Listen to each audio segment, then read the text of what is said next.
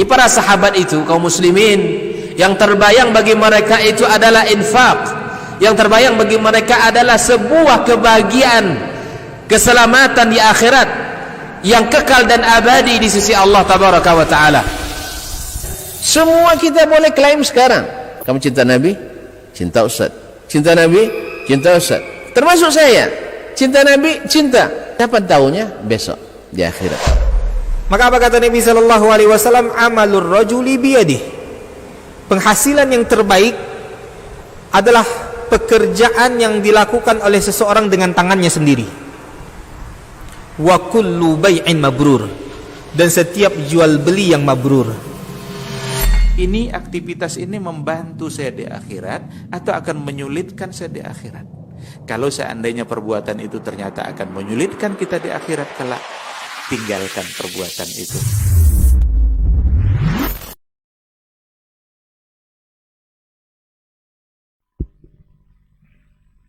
Bismillah, Assalamualaikum warahmatullahi wabarakatuh. Alhamdulillahirabbil alamin, hamdan katsiran thayyiban mubarakan fih kama yuhibbu rabbuna wa yarda, wa amma ba'd.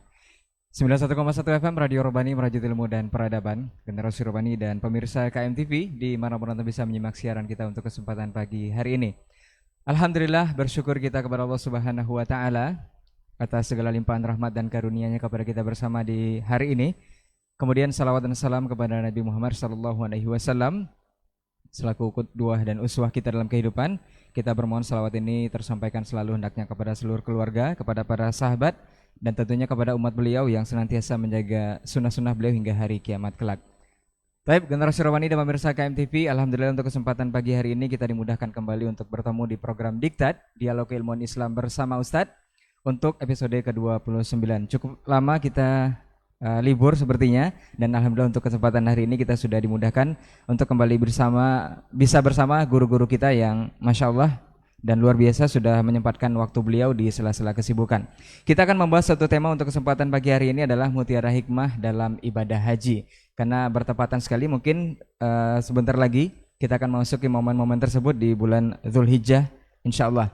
Kita akan mendengarkan bagaimana nanti tema yang akan kita bahas ini. Mungkin beliau ini juga akan berbagi pengalaman ibadah haji beliau selama di Mekah atau menuntut ilmu di Madinah nantinya. Seperti apa dan bagaimana kita akan dengarkan nanti masing-masing dari beliau. Dan antum bisa bertanya nanti di sesi kedua setelah pemaparan dari guru-guru kita mengenai materi di 082179 911 909 911. Taib, generasi Robani, kita sapa dulu guru-guru kita yang sudah hadir untuk kesempatan pagi hari ini.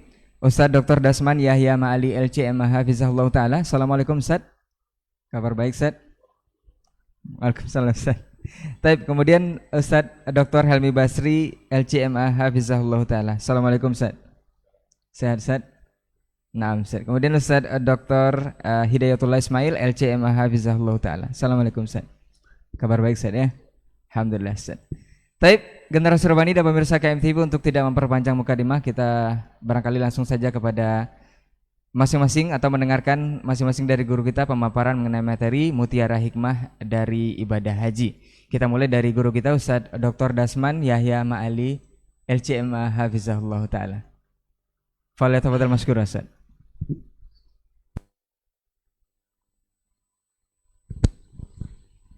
Bismillah.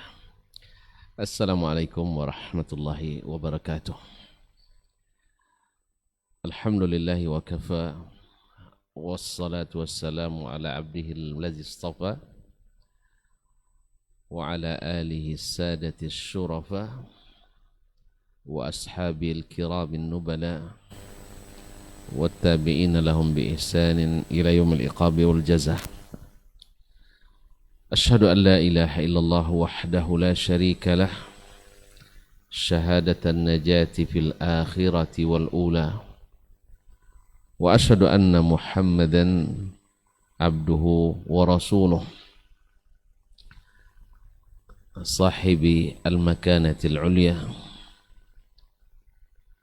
يا أيها الذين آمنوا اتقوا الله حق التقوى وتزودوا فإن خير الزاد التقوى يا أيها الذين آمنوا اتقوا الله حق تقاته ولا تموتن إلا وأنتم مسلمون. Yang kita muliakan para masyayikh, Fadilatul Syekh Al-Ustadz Dr. Helmi Basri Ad-Dawudi LCMA atau LCMA, Fadilatul Al-Ustadz Dr. Kiai Haji Hidayatullah Ismail Al-Ghamawi LCMA, dan saudaraku yang setia menemani dalam setiap dialog di acara kita ini, di diktat Fadilatul Syekh Rainaldi Amran hafizallahul jami', dan teman-teman rekan-rekan yang ada di studio yang hadir pada kesempatan yang berbahagia ini. Alhamdulillah atas nikmatnya. Setelah lama kita tak bersua dan saling menyapa, akhirnya datang juga kesempatan ini. Mudah-mudahan berbuah bahagia di dunia dan di akhirat nanti. Semoga pertemuan ini pertemuan yang diberikan rahmat, dan ketika kita berpisah diberikan ampunan dan dipelihara oleh Allah SWT. Allahumma ja'al ijtima'ana hadha ijtima'an marhumah wa tafarruqana min ba'dihi tafarruqan ma'sumah. Allahumma la taj'al fina wala ma'ana wala minna syaqiyan wala mahrumah. Rabbi syrah li sadri wa yassir li amri wahlul 'uqdatam min lisani yafqahu qawli. Para pendengar 91,1 FM Merajut Ilmu dan Peradaban, para pemirsa di KMTV dan media-media lain yang bekerja sama, ahlan wa sahlan bikum jami'an. Kembali kita bertemu, mudah-mudahan di pagi yang penuh berkah ini kita disentuh oleh dakwah Nabi. Allahumma barik li ummati fi bukuriha. Bersyukur kita kepadanya atas nikmat ini. Mudah-mudahan syukur ini melahirkan nikmat-nikmat yang sentiasa membuat kita bersyukur kepadanya. Ma'asyiral akarim wa al-karimat, salawat dan salam kepada baginda Nabi alaihi salatu wassalam. Alhamdulillah kita mencintainya. Mudah-mudahan Allah SWT menjadikan cinta kita diterima. Di saat kita bertemu, mudah-mudahan kita dekat dengannya. Mudah-mudahan dengan salawat dan salam kepadanya, seperti yang dikatakannya, aqrabukum ilayya manzilan yaumal qiyamati aktsarukum alayya salatan. Yang paling dekat denganku tempatnya di akhirat nanti, yang paling banyak berselawat kepadaku. Allahumma salli ala nabiyyina wa habibina wa sayyidina Muhammad wa ala alihi wa sahbihi wa tabi'in. Ma'asyal kiram, pada hari-hari ini atau sejak 2 atau 3 hari yang lalu telah sampai rombongan pertama jemaah haji dari Indonesia ke Tanah Suci. Dan alhamdulillah Indonesia, seperti yang sering dikatakan oleh orang Arab Saudi, andainya dada kami dibelah, maka yang pertama muncul adalah nama Indonesia. Artinya apa? Cintanya kepada kita sangat besar dan luar biasa. Mudah-mudahan hati kita juga mencintai, karena mereka adalah pelayan 2 tanah suci, dan bisa memaklumi segala kekurangan yang terjadi. Karena apapun kekurangan yang ada pada mereka juga sama-sama kita miliki. Bahkan mungkin kita lebih banyak lagi kekurangannya. Kenapa orang yang sedikit kekurangannya tidak bisa kita maklumi? Kita yang berlumuran dengan kekurangan bisa-bisa membenci orang yang sedikit kekurangannya. Mudah-mudahan hati-hati kita disehatkan dari segala penyakit dan kedengkian. Mudah-mudahan perjalanan ini perjalanan yang diridai dan tamu-tamu Allah menjadi tamu yang berkesan, sehingga masing-masing mendapatkan apa yang dijanjikan berupa ampunan dan keridhaan. Pada pagi ini kita berbincang, mungkin juga bersambung nampaknya Ustaz ya. Kalau Ustaz Helmi pasti banyak ini maqasidnya di sini, karena berkaitan dengan maqasid. Baik, karena dipersilahkan saya memulai. Ya saya mulai, tapi insya Allah tak sampai selesai. Ya mesti ada yang terbengkalai, nanti akan dilanjutkan sehingga nanti disempurnakan oleh para masyayikh al-akarim. Ma'asyal kiram, ada dua ibadah yang sangat ditekankan oleh baginda Rasulullah SAW untuk benar-benar mengikutinya, walaupun kita tahu bahwasanya asal muasal kita mesti mengikut Nabi SAW. Tapi dua ibadah ini begitu ditekankan. Yang pertama adalah ibadah salat. Sallu kama ra'aitumuni usalli, seperti dalam hadis muttafaqun alaih. Salatlah kalian seperti mana kalian melihat saya salat. Yang kedua adalah ibadah haji. Ibadah haji Nabi katakan juga dalam hadis muttafaqun alaih, khudhu anni manasikakum, ambil dari saya manasik haji kalian. Dalam riwayat ada tambahannya, fa inni la adri hal alqakum ba'da ami hadha, saya tidak tahu apakah setelah tahun ini saya masih bertemu lagi dengan kamu. Ma'asyal kiram dirahmati Allah, salat dijadikan sebagai lambang dan sifat yang pertama dan utama bagi orang yang bertakwa, dan dia adalah rukun yang paling dicintai Allah setelah asyhadatain. Sehingga yang pertama nanti ketika dibuka catatan kita di akhirat adalah as-salat.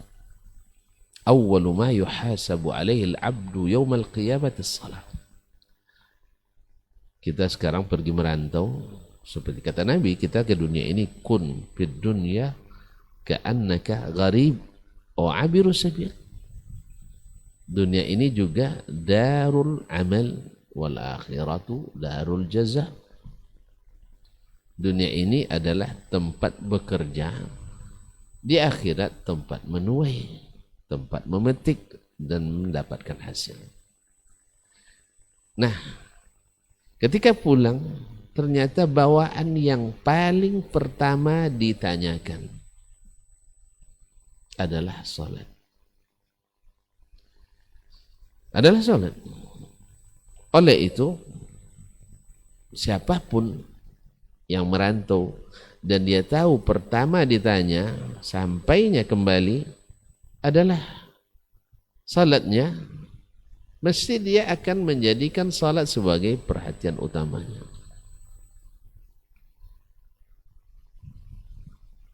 Karena apa? Karena padanya bila di yang pertama ini diterima dan Allah suka dan ridha, yang lain akan mengikuti. idza saluhat saluha sairu amali. Bila salih salatnya, ikut salih seluruh amalnya.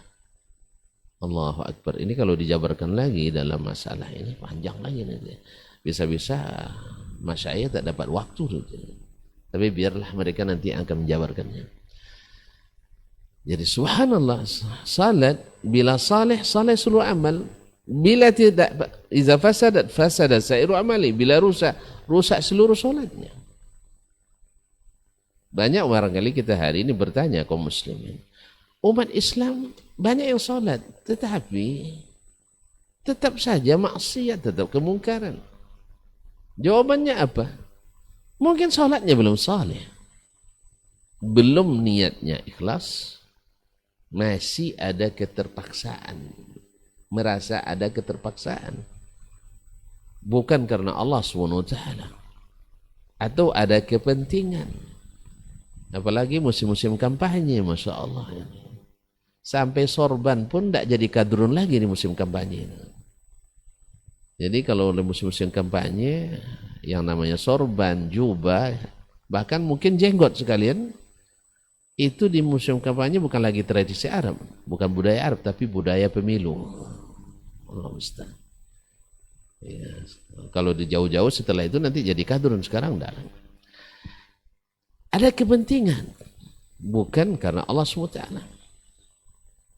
Atau ikhlasnya luar biasa, tetapi tidak sesuai SK, tidak sesuai SOP.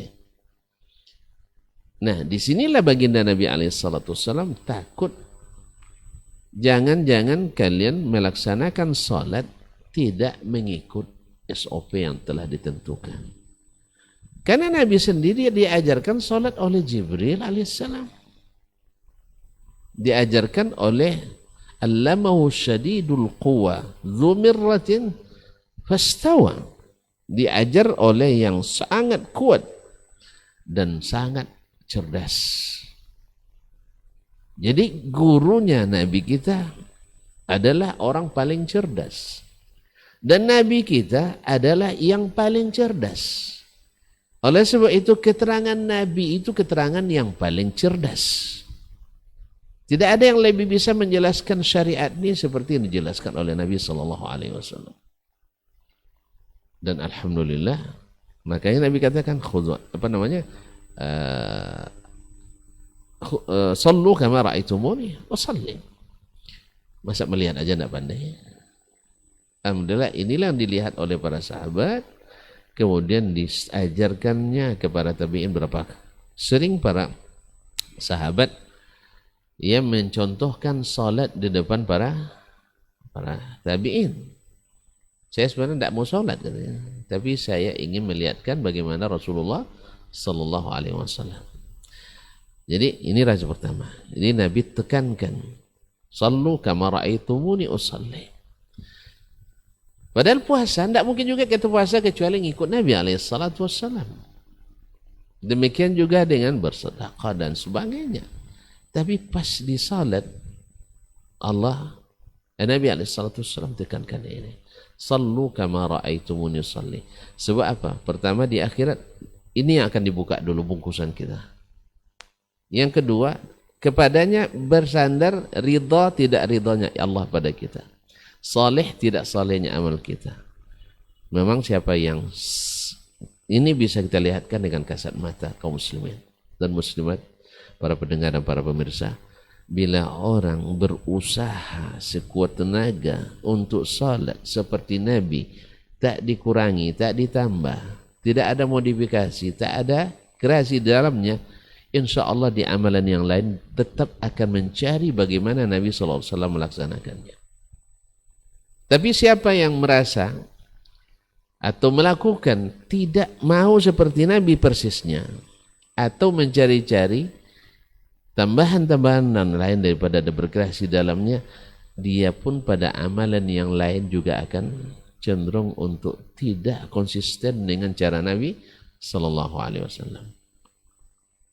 Makanya kaum muslimin, rahasia perkataan Nabi, iza saluhat saluha sairu amali. Kenapa orang yang senantiasa ingin mengangkat sifat salat Nabi? Kadang-kadang sebagian mencemooh pula Ustaz. Ya, memang apa namanya sifat salat Nabi kita selama ini salat tidak seperti Nabi gitu. Ya akhi. Yes. Ini sifat salat Nabimu. Riwayat-riwayatnya jadi cemoohan bagimu. Atas nama fikih kadang atas nama fikih, atas nama usul fikih. Memangnya para ulama yang menulis tentang sifat salat Nabi itu seperti Imam An-Nawawi, Imam Al-Qadi namanya Abu Syahbah Ad-Dimashqi, Imam Idyauddin Al-Dimashqi dan sebagainya. Mereka menulis tentang sifat salat Nabi. Tapi Masya Allah, subhanallah, sebagian merasa gerah dengan menyebut sifat salat Nabi SAW. Ya. Kalau bukan karena apa? Kecintaan yang jujur kepada Nabi SAW, ya, pasti dia akan mengapresiasi. Alhamdulillah ditunjukkan. Tapi yang ditonjolkan adalah khilaf. Ma'asyur kiram. Kembali kepada masalah haji. Dan haji pun Nabi SAW tekankan. Khudhu anni manasikakum. Sebab apa kaum muslimin? Wallahu alam. Mungkin dari sisi maqasidnya nanti usaha ilmi itu akan lebih mendalam. Allah subhanahu wa ta'ala mengatakan wa atimmul hajjah wal umrata lillah. Di salat tadi saya lupa, mohon maaf, wa aqimus salah.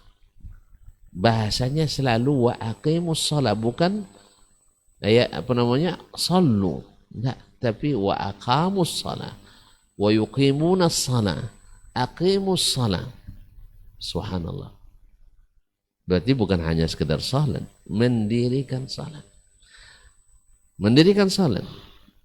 Ma'asyur kiram. Dan dia adalah rukun amaliyah pertama yang menjadi ciri khasnya orang yang bertakwa. Kalaulah di salat menjadi ciri orang-orang yang muflihun, orang-orang yang bertakwa, muttaqun, orang-orang yang dapat hidayah dengan salat, maka Nabi kita alaihissalam adalah yang paling bertakwa, maka meniru salatnya adalah meniru orang yang paling bertakwa. Meniru salatnya meniru orang yang paling bertakwa. Tidak ada jalan yang lebih membuat kita bertakwa kecuali jalan Nabi alaihissalam. Nah, pas di haji Allah mengatakan wa atimmul hajja wal umrata lillah. Subhanallah. Kenapa disuruh itmam kaum muslimin muslimat? Wallahu alam. Sebagian ulama menyebutkan bahwasanya haji, bukan sebagian, ini ijma ya, tapi yang mengarahkan kepada hikmah ini, sebagian mengatakan haji itu yang rukun itu hanya satu kali. Makanya kepada bapak-bapak dan ibu-ibuku yang diberikan hari ini nikmat bisa naik haji tahun ini, khususnya yang haji pertama, Hajjatul Islam. Karena haji itu patokannya sekali seumur hidup. Siapa yang haji pertama, hajinya haji rukun. Bila tidak sempurna di haji pertama, bisa-bisa haji yang kedua tidak lagi haji rukun, haji sunat. Ibaratnya kalau tuan-tuan nak bangun rumah, harus pondasinya kokoh. Kalau pondasinya tidak kokoh, walaupun dibangun secantik apapun yang di atasnya, aksesorisnya, dindingnya, dia rapuh. Makanya tolong perhatikan, khususnya yang haji pertama kali. Khudhu anni manasikakum. Ambillah manasik haji kalian dariku. Dan kepada para pembimbing ya, yang resmi maupun non resmi. Yang resmi apalagi karena digaji. Karena diberangkatkan untuk menyelamatkan umat, bukan untuk mencari penghasilan. Karena haji, dia sudah dapat haji dengan biaya dari jemaah haji. Walaupun disebut biaya pemerintah Ustaz ya, tapi sebenarnya dia masuk dalam komponen haji jemaah. Kemudian diberikan lagi uang, apa istilahnya, uang SPPD, uang saku gitu ya, living cost, dan semuanya serba gratis. Ini tanggung jawab besar untuk mengarahkan manusia ini sedekat mungkin dengan hajinya Nabi SAW. Karena ini bukan tamasya, bukan rekreasi, bukan wisata religius, tapi ini adalah penentu rukun Islam kita. Maka Nabi katakan khudhu anni manasikakum, sebagai aplikasi dari perintah Allah, wa atimmul hajjah wal umrata lillah, sempurnakan. Walaupun makna yang umum dibahas adalah bila sudah haji jangan pulang sebelum selesai haji. Artinya tidak boleh dibatalkan. Ini dari sisi fikihnya, maknanya bila sudah ihram wajib hukumnya sampai selesai, tidak boleh diputus di tengah jalan. Itu makna secara hukum wa atimul hajja wal umrata lillah. Tapi dari sisi makna kesempurnaan adalah sempurnakan haji dan umrah karena Allah, dan haji yang sempurna itu adalah hajinya Rasulullah SAW. Maka ditekankannya untuk wa atimul hajja wal umrata lillah. Ditekankannya khudhu anni manasikakum, ambil manasik haji kalian dari saya. Apa sebab? Ma'asyarul kiram, Nabi kan menyaksikan sendiri bahwasanya haji itu oleh orang jahiliyah sudah dirubah-rubah. Sudah dirubah-rubah. Haji masih ada, karena itu syariat. Dari dulu haji itu disyariatkan lagi. Khususnya ketika Nabi Ibrahim membangun Ka'bah bersama Ismail alaihi wassalam. Ibrahim sudah ajarkan haji yang mengandung tauhid, yang mengandung iman, penuh dengan petunjuk yang diridhai Allah SWT. Lalu karena jauhnya masa dari Nabi Ibrahim dan Ismail alaihi wassalam, kemudian manusia pun mulai berijtihad, padahal nasnya ada. Misalnya mereka berijtihad bahwa Arafah itu tanah bukan tanah suci, sedangkan Muzdalifah atau di dalam Arafah itu, di dalamnya adalah tanah suci. Dengan alasan itu mereka merubah wukuf yang asalnya di Arafah, akhirnya wukufnya di dalam tanah haram. Kan alasan, kalau ibarat apa kajian akademis Ustaz ya, alasan logisnya benar, alasan filosofisnya kuat, studi akademisnya pun karena lebih dekat ke Makkah. Kan selesai Arafah kan orang lebih dekat ke Mina, daripada jauh-jauh ke Arafah, lebih baik hukumnya di perbatasan Muzdalifah dengan apa, di Wadil Muhassir itu. Padahal Nabi SAW sudah menunjukkan wukuf itu dari dulu di Arafah, al-hajju Arafah. Tapi mereka memandang alasan filosofis, alasan logis. Makanya filosofis dan logis ini kadang-kadang banyak merusak syariat kalau tidak digunakan secara tepat. Ma'asyarul kiram dirahmati Allah, akhirnya mereka merubah menjadi wukufnya bukan di Arafah, karena Arafah tanah halal atau tanah yang tidak disucikan. Beribadah di tanah suci lebih bagus daripada beribadah di tanah yang tidak disucikan. Itu benar? Tidak, demi Allah. Kemudian mereka, Allah mengajarkan talbiyah, labbaik Allahumma labbaik, labbaik la syarika lak. Lalu mereka tambah illa syarikan huwa lak, dengan alasan logis dan filosofis lagi. Ya, sekutu ini tetap milik Allah.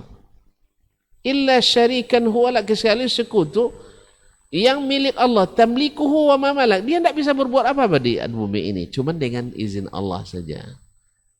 Seperti sekarang orang berdoa kepada wali, meminta kepada wali, tidak dianggap syirik. Sama pikir jahiliyah dulu seperti itu. Mereka meminta pada wali kan nama-nama orang saleh, Uzza, Manat dan sebagainya, nama orang saleh. Latta, Al-Latta itu nama orang saleh. Lalu mereka menyeru karena mereka membedakan secara lughah. Nada memanggil, doa berdoa tidak sama maknanya. Jadi kalau ya Badawi misalnya, ini hanya sekedar panggilan nida. Nida bukan doa. Subhanallah, ini main akal-akalan, alasan-alasan yang dibuat-buat. Sehingga mereka menganggapnya bukan syirik. Misalnya orang ziarah ke kuburan Badawi misalnya, ya Syekh Badawi, ya Syekh Al-Arab, isfi ibni. Bagi mereka itu tidak dianggap syirik. Sebab ini hanya ibaratnya disamakan dengan kita, ya Ustaz Helmi tolong saya, atau pergi ke dokter, dokter tolong sembuhkan putra saya ini. Padahal kalau jujur kita katakan, antum ke dokter bilang sembuhkan atau obati? Tidak ada kita yang bilang sembuhkan saya, tidak, tapi semuanya tolong obati, terapi, lakukan observasi dan sebagainya. Yang kesembuhan tetap dari Allah SWT. Nah, tapi bagi mereka ini nida dibedakan dengan doa. Padahal dalam Al-Quran dan hadis nida dengan doa itu adalah sama. Wanada, apa namanya? Nuh Rabbahu. Inna ibni min ahli. Dia berdoa, tolong selamatkan anak karena dia juga keluarga. Allah katakan, innahu laysa min ahlik, innahu amalun ghairu salih, dan seterusnya. Jadi kaum muslimin dan muslimat, ini alasan-alasan filosofis ini sering merusak syariat kalau tidak digunakan secara tepat. Ya, kan tanah suci lebih afdal daripada tanah yang tidak suci. Betul. Tetapi apakah ibadah wukuf di tanah suci lebih afdal daripada tanah non suci? Tidak. Kan ini syariat.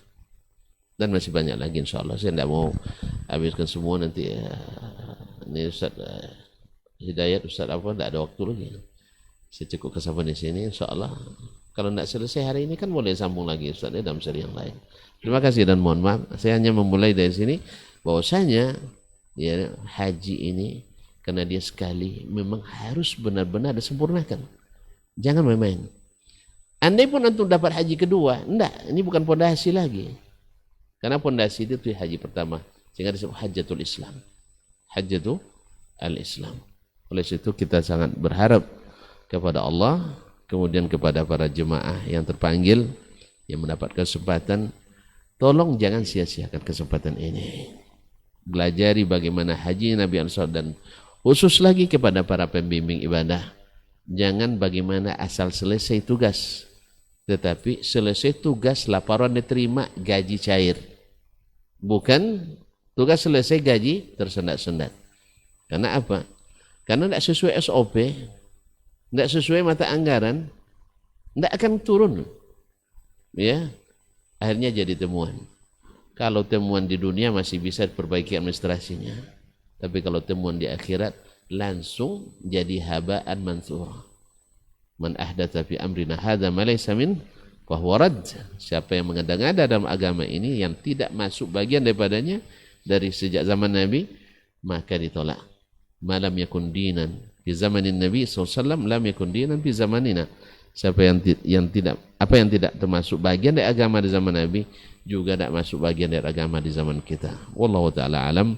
Mudah-mudahan Allah membuka hati, karena hanya dialah yang bisa memasukkan hidayah ke dalam hati. Wassalamualaikum. Sekali saya kembalikan kepada akhuna Ray untuk melanjutkan bersama masyayikh. Wallahu ta'ala alam. Wassallallahu ala nabiyyina Muhammadin wasallam. Baik, jazakallah khairan Ustaz untuk pembukaan materi kita mengenai mutiara hikmah dalam ibadah haji. Dan Masya Allah memang haji ini memang harus kita ambil murni dari Rasulullah SAW. Kita akan lanjutkan kepada guru kita Ustaz Dr. Helmi Basri LCMA Hafizahullah Ta'ala. Falyatafadhal mashkur Ustaz.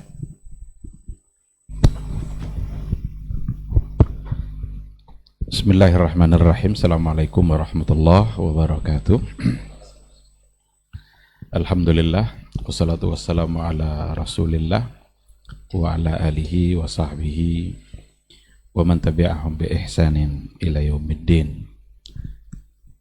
Asyhadu an la ilaha illallah wahdahu la syarikalah wa asyhadu anna Muhammadan abduhu wa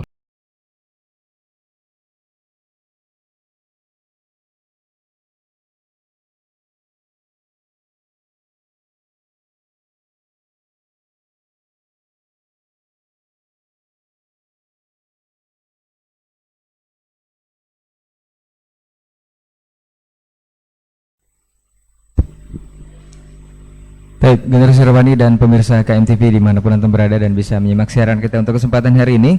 Berikutnya kita akan mendengarkan dari guru kita, Ustaz Dr. Helmi Basri, LCMA Hafizahullah Ta'ala, mengenai tema kita untuk kesempatan pagi hari ini, Mutiara Hikmah dari Ibadah Haji. Falyatafadhal mashkur, Ustaz. Bismillahirrahmanirrahim. Assalamualaikum warahmatullahi wabarakatuh.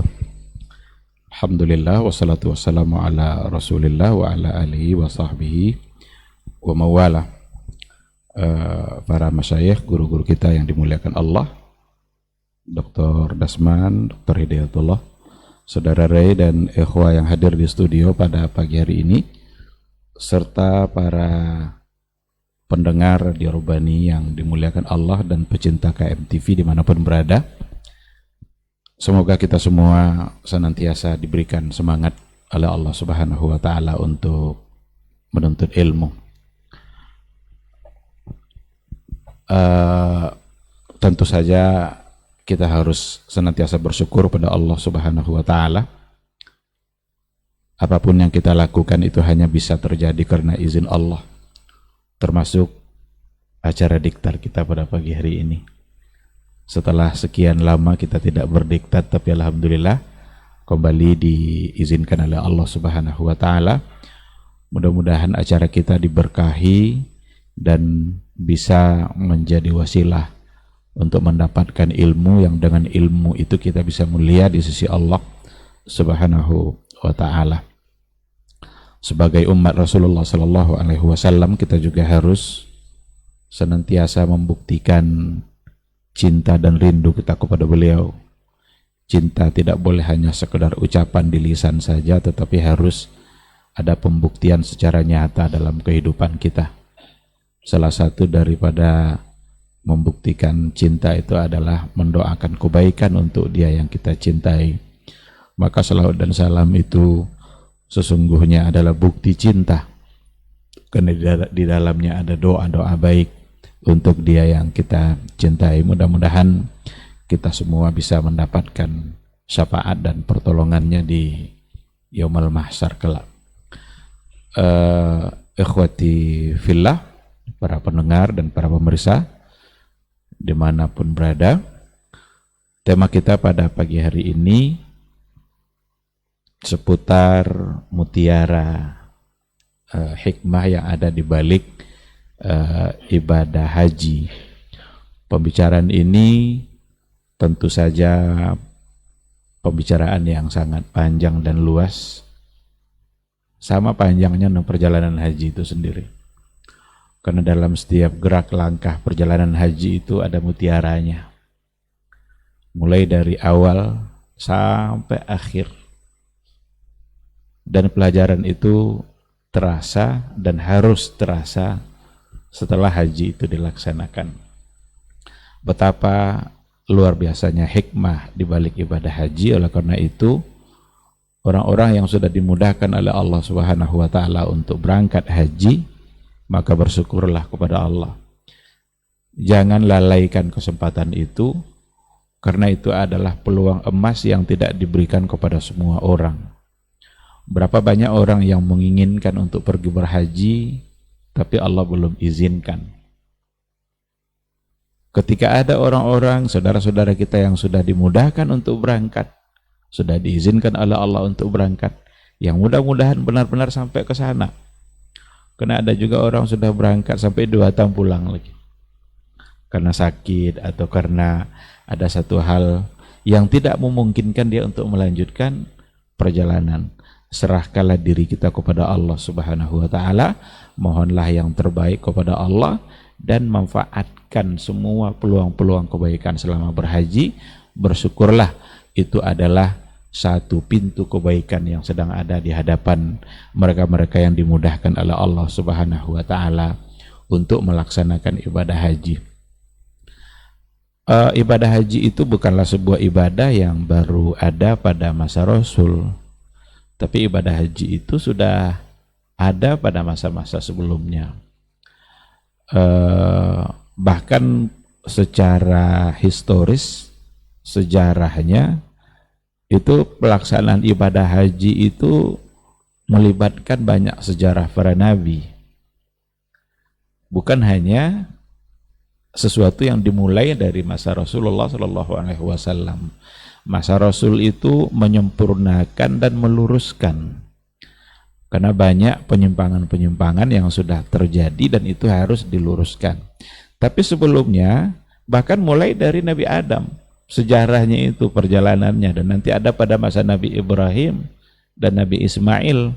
Bahkan kalau untuk perintah itu ada ketika Nabi Ibrahim selesai membangun Ka'bah bersama Ismail. Jadi Nabi Ibrahim membangun Ka'bah bersama Nabi Ismail, dan selesai Ka'bah itu dibangun, diperintahkanlah Nabi Ibrahim itu untuk memanggil, menyeru orang-orang agar bisa berhaji. Wa adzin finnasi bil haji ya'tuka rijalan wa ala kulli dhamirin ya'tina min kulli fajjin amiq. Wa adzin finnas, seru manusia, panggil manusia untuk mengerjakan haji. Mereka nanti akan datang, ada yang jalan kaki, ada yang pakai kendaraan, bahkan mereka datang min kulli fajjin amiq, dari penjuru yang begitu jauh. Oleh karena itu kata-kata seruan ini jadi sebutan juga oleh orang.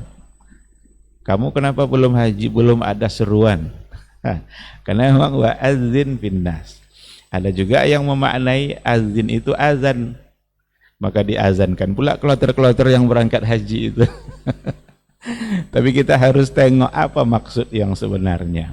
Gak boleh kita menafsirkan begitu saja. Tengok bagaimana para ulama memahami ayat itu. Ini dikarenakan oleh ada kata azin di situ, dimaknai dengan azan, maka azan setiap kloter yang mau diberangkatkan. Wallahu a'lam bagaimana pandangan para ulama, tapi kita bukan bicara soal itu. Kita ingin mencoba melihat mutiaranya. Kalau kita lanjutkan ayat yang tadi itu, ya'tina min kulli fajjin amik liyashhadu manafi'a lahum. Ini sesungguhnya ayat yang mengatakan di balik perjalanan haji itu ada mutiaranya. Liyashhadu manafi'a lahum, supaya mereka mendapatkan atau menyaksikan atau meraih manafi'a lahum. Manafi' itu jamak dari kata manfaat, dan manfaat itu sudah menjadi bahasa kita. Manfaat, manafi', berarti di balik ibadah haji itu bukan hanya satu manfaat, tapi ada manafi' yang luar biasa. Ada banyak kebaikan-kebaikan, keberkahan-keberkahan yang ingin diberikan oleh Allah Subhanahu wa taala di balik perjalanan ibadah haji. Dalam waktu yang singkat ini barangkali, dan saya sangat yakin sekali, kita tidak akan mungkin untuk membicarakan semua manafi' itu.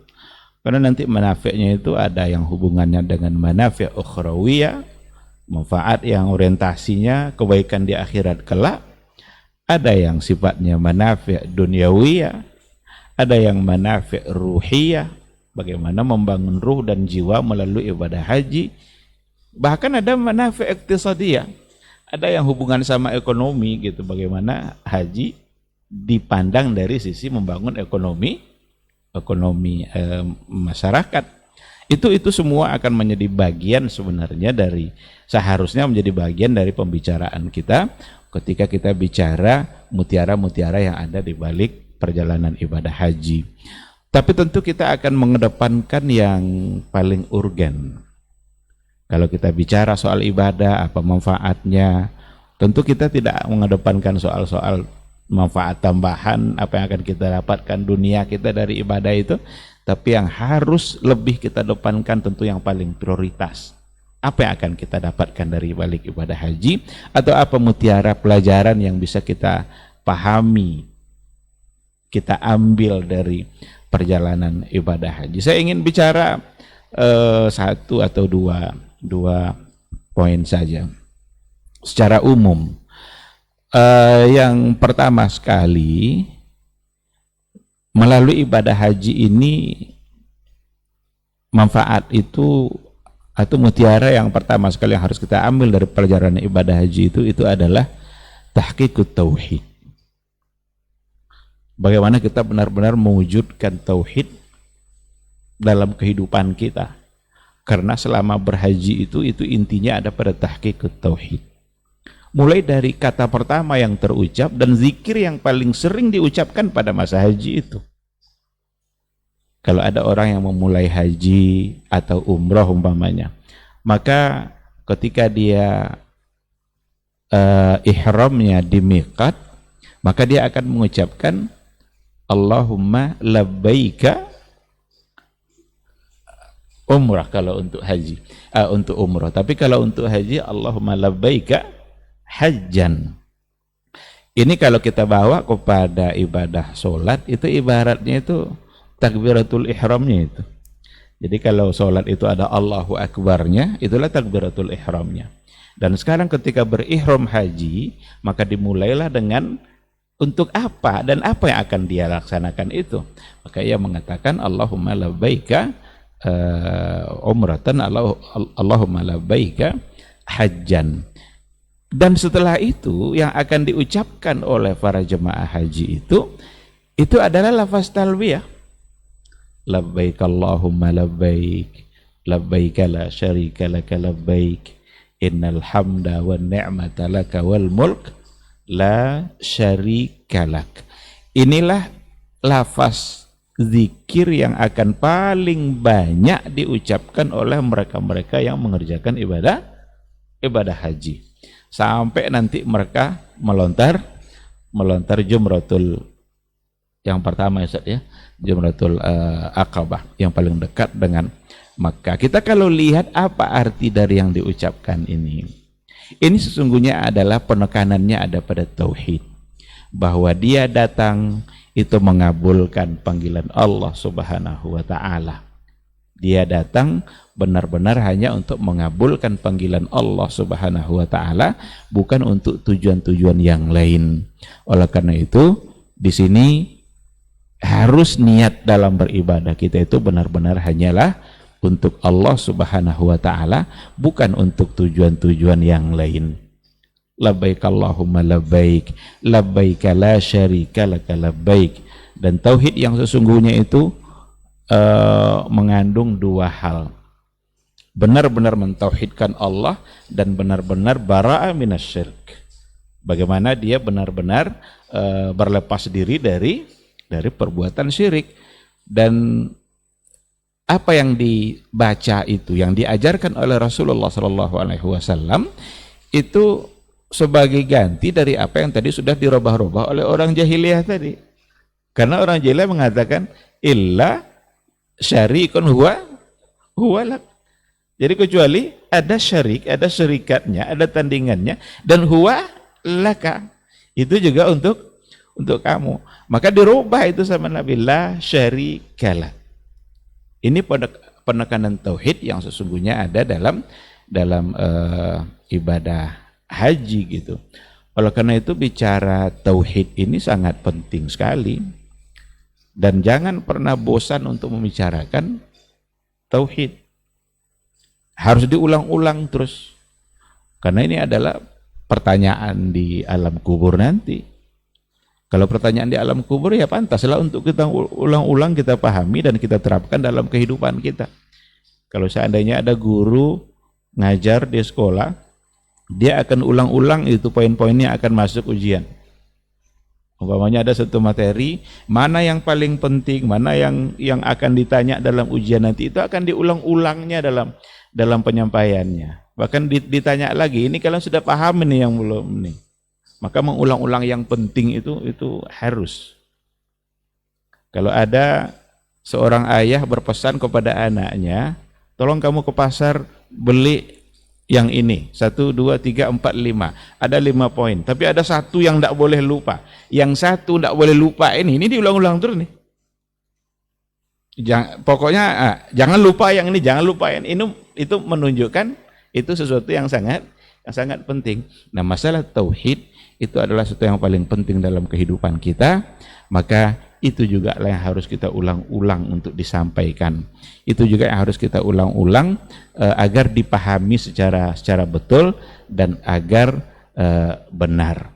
Nah, oleh karena itu ungkapan talbiyah Itu ungkapan yang terucap oleh orang yang berhaji yang menunjukkan bahwa dia datang benar-benar untuk mengabulkan panggilan Allah, di mana Allah itu hanya satu yang pantas disembah, Allah saja, la syarikalah. Tidak boleh ada satu bentuk pensyirikatan pun terhadap Allah Subhanahu wa ta'ala. Jadi yang pertama sekali itu ada pada tahqiqut tauhid, ada pada bagaimana mewujudkan nilai-nilai tauhid di dalam kehidupan kita, dan itu diambil dari ibadah haji. Nanti kalau dia sudah pulang ke tanah airnya, nggak boleh ditinggalkan makna itu di sana. Makna itu juga yang harus dibawa ke tanah air, karena sesungguhnya selamatnya kita dalam beragama ini ketika ada semangat kita untuk selalu mengabulkan apa yang diperintahkan oleh Allah. Jadi kalau dulu dia berhaji sudah ucapkan labbaik Allahumma labbaik, walaupun nanti dalam hadis dikatakan ada suara di atas langit sana yang bilang la labbaik wa la sa'daik. Jadi ada di antara yang berhaji dia bilang labbaik Allahumma labbaik, ternyata ada yang menyeru di langit sana la labbaik wa la sa'daik. Enggak diterima kamu, enggak ada kebahagiaan bagi kamu. Haji kamu tidak ada terima. Kenapa demikian? Karena ternyata makanannya dari makanan yang haram, pakaiannya dari pakaian yang haram, dia diberi nutrisi dari yang haram. Anna yustajabu lahu. Bagaimana mungkin doa-doanya didengarkan oleh Allah Subhanahu wa ta'ala. Oleh karena itu berangkat ke sana benar-benar dengan hati yang bersih, kemudian dengan harta yang bersih, dan dengan itulah Allah mendengarkan doa-doa orang yang hadir di sana. Kalau kita lihat sindiran-sindiran yang juga datang kadang dalam bentuk-bentuk syair, ada orang yang berhaji dengan harta yang haram tetapi hajinya tidak diterima. Yang berhaji itu justru hanya ontanya saja. Apa bunyinya itu? Iza hajajta bimalin lahu sukhutun ma hajajta walakin hajjatil iru. Kalau enggak salah Ustaz ya. Apabila kamu berhaji dengan harta haram, ma hajajta, kamu tidak berhaji, walakin hajjatil iru. Yang haji itu onta-onta itu aja yang haji. Karena onta itu yang selamat dari yang haram tadi. Nah, oleh karena itu keikhlasan niat di awal ketika berangkat ibadah haji, karena dia akan menghadap yang suci sebagai tamu Allah yang maha suci, yang maha besar, maka dia harus datang dengan keikhlasan dan ketulusan hati, dengan tauhid yang murni tanpa ada sedikit pun unsur-unsur kesyirikan. Semangat mengabulkan seperti itulah yang tadi kita katakan harus sampai dibawa pulang nanti. Nanti kalau dia sudah sampai selesai haji, pulang ke rumah kembali, dia siap untuk menerima apapun panggilan Allah Subhanahu wa ta'ala. Umpamanya dikumandangkan suara azan, hayya 'alas shalah. Ada enggak kira-kira semangat untuk mengabulkan itu? Sebagaimana dia dulu mengabulkan panggilan Allah untuk berhaji. Maka labbaik itu, kalau bahasa sehari-hari orang Arab, labbaik itu untuk menunjukkan keseriusan. Dipanggil labbaik, kalau bapaknya manggil labbaik, itu keseriusan dia dalam mendengar panggilan yang tadi itu. Kalau nanti ketika pulang dari haji disukseskan usahanya oleh Allah Subhanahu wa ta'ala, lalu kemudian sampai haul dan nisabnya. Kalau orang yang dimudahkan dan diberikan kelebihan harta sampai haul dan nisabnya, berarti ada panggilan Allah di situ. Apa panggilan Allah yang ada di situ? Itu dalam bentuk membayar zakatnya. Sekarang apakah dia masih punya semangat labbaik itu enggak untuk menunaikan zakat, membayarkan harta dalam bentuk zakat? Kalau dia bawa pelajaran itu pulang sampai ke rumah, maka semangat labbaik itu akan terpelihara. Apapun perintah Allah yang ada di hadapan dia, akan dia sambut dengan senang hati, akan dia sambut dengan semangat labbaik, sebagaimana dulu dia mengerjakan haji dan diawali dengan kata labbaik. Itu yang pertama. Yang kedua, kalau kita lihat perjalanan ibadah haji itu adalah perpindahan dari satu ibadah kepada ibadah yang lain. Perpindahan dari satu bentuk kebaikan kepada kebaikan yang lain. Nanti dia akan dimulai dengan ihram. Ihram itu satu bentuk kebaikan. Kalau seandainya dia mengerjakan ibadah haji, atau kalau kita ambil dulu dalam umroh umpamanya, kalau dia mengerjakan umroh, mulai dari ihram itu dia terus akan menuju kota Mekah. Nanti sampai di sana dia akan mengerjakan tawafnya. Setelah tawaf dia akan mengerjakan sa'inya. Setelah sa'i dia akan mengerjakan tahallulnya untuk mengakhiri umroh pada saat itu. Kemudian nanti dia akan menunggu masa dalam bentuk beribadah sampai datang masa hajinya. Hari Tarwiyah tanggal 8. Kemudian dia berihram kembali, nanti menuju dia ke kota Mina, besoknya ke wilayah Mina, besoknya dia akan ke Arafah, dari Arafah ke Muzdalifah, Muzdalifah ke Mina lagi, lalu mabit 3 hari di Mina. Ini semua sesungguhnya adalah perjalanan ibadah dan perpindahan dari satu ibadah kepada ibadah berikutnya. Oleh karena itu dalam kehidupan kita ini sesungguhnya ketika kita mencoba untuk memaknai ayat faiza faragta fansab, apabila kamu telah selesai dalam satu urusan, maka berpindahlah kepada urusan yang lain. Bagaimana kita harus bisa diajarkan oleh perjalanan haji itu agar setiap detik waktu kita ini bisa menjadi ibadah. Agar setiap waktu detik kita yang kita miliki ini semuanya harus menghasilkan kebaikan yang akan membantu kita di akhirat kelak. Karena haji mengajarkan dia seperti itu. Selesai ini pindah pada yang lain, pindah pula pada ibadah yang berikutnya sampai selesai ibadah haji. Oleh karena itu tidak ada detik waktu yang terbuang.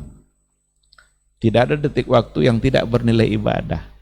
Dan kasih sayang Allah Subhanahu wa taala kepada hambanya bisa setiap detik waktu yang dimiliki oleh manusia, oleh setiap hamba Allah itu bisa bernilai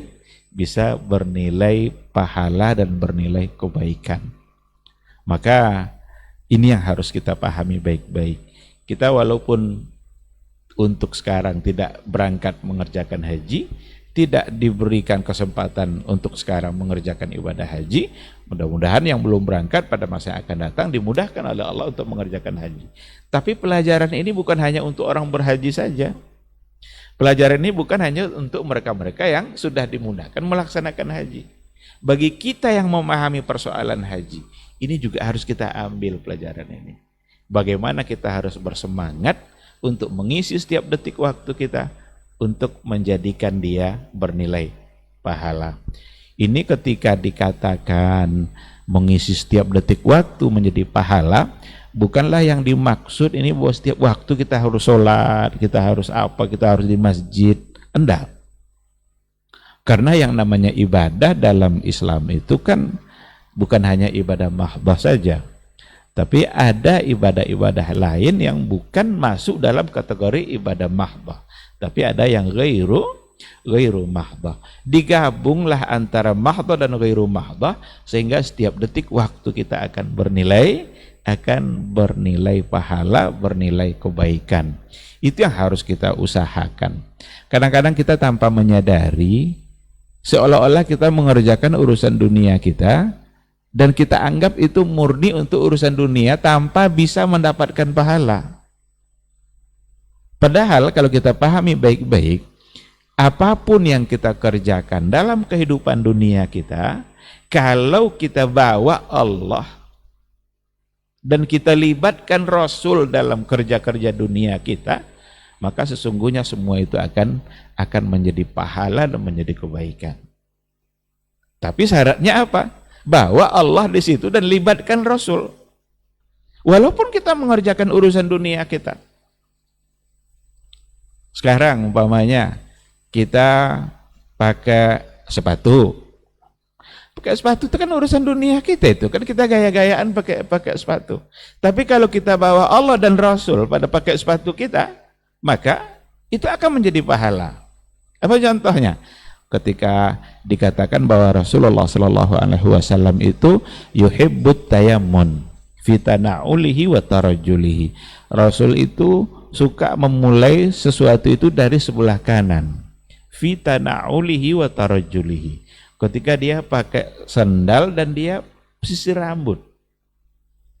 Nah, sekarang kita pakai sandal atau kita pakai sepatu, kita awali dengan kaki kanan kita, karena Rasul suka memulai dengan kaki kanan. Jadi pahala enggak dia? Jadi pahala ketika kita melakukannya atas dasar kecintaan kita melakukan apa yang dilakukan oleh Rasulullah Sallallahu Alaihi Wasallam. Sekarang kita sisir pula rambut kita, dimulai pula dari sebelah kanan, karena juga Rasul suka memulainya dari sebelah kanan, maka sisir rambut kita akan menjadi pahala. Seorang ayah, seorang kepala keluarga pergi ke kerjanya, dia berangkat ke kerjanya untuk apa? Sekilas itu seolah-olah bagi kita itu dalam persoalan dunia kita saja. Tapi kalau kita bawa niat yang baik di situ, saya bekerja ini karena saya berkewajiban untuk memberikan nafkah keluarga saya. Maka saya berangkat untuk mendapatkan nafkah itu, mendapatkan rezeki itu, dan saya berdoa mudah-mudahan Allah memberi saya rezeki yang halal. Selama dia bekerja tadi, itu akan menjadi pahala bagi dia. Bahkan itu bisa menjadi filter nanti saat dia bekerja. Kalau dia sudah memulai kerjanya dengan bismillah, yang diingatnya adalah rezeki yang halal, maka dia akan terpelihara dari upaya-upaya pribadi dia untuk mendapatkan rezeki-rezeki yang barangkali di situ tidak halal. Mungkin dia mau menipu orang, atau mungkin dia mau tidak jujur dalam kerja dia. Itu akan bisa terhindar dari itu ketika memang dia bawa nama Allah di awal. Oleh karena itulah Nabi kan sudah mengatakan juga, kullu amrin dzibalin la yubda'u fihi. Semua perbuatan yang baik yang tidak dimulai dengan bismillah fahuwa aqta', maka dia akan terputus. Bahwa abtar, makna aqta' di situ salah satu maknanya kata Syekh Utsaimin, qati'ul barakah, terputus keberkahannya.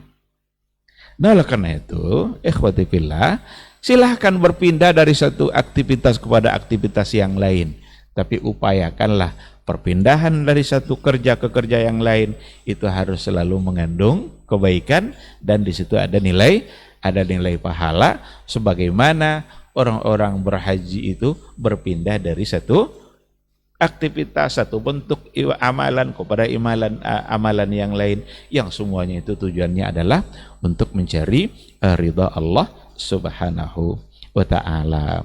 Ikhwati fillah, mungkin untuk sekarang saya ingin ambil dua poin itu, pelajaran secara umum ya. Padahal kalau seandainya kita ingin mencoba untuk mengambil mutiara-mutiara secara khusus dari perjalanan ibadah haji, tentu akan sangat banyak sekali. Dari tawafnya, dari sa'inya, dari wukuf di Arafahnya. Kenapa hari wukuf itu adalah hari yang paling dibenci oleh syaitan? Jadi hari yang paling dibenci syaitan itu hari wukuf di Arafah. Karena KO syaitan ketika itu. Saat ingin mencoba goda yang satu ini, dia sedang baca Quran. Goda yang satu lagi, dia sedang berdoa. Mau goda lagi yang satu lagi, dia sedang sholat. Tidak ada yang bisa dia goda. Adalah satu-satu yang bisa digoda sama iblis itu. Orang yang kadang di Arafah sibuk foto-foto sama onta. Cari onta hias. Orang baca Quran, dia selfie.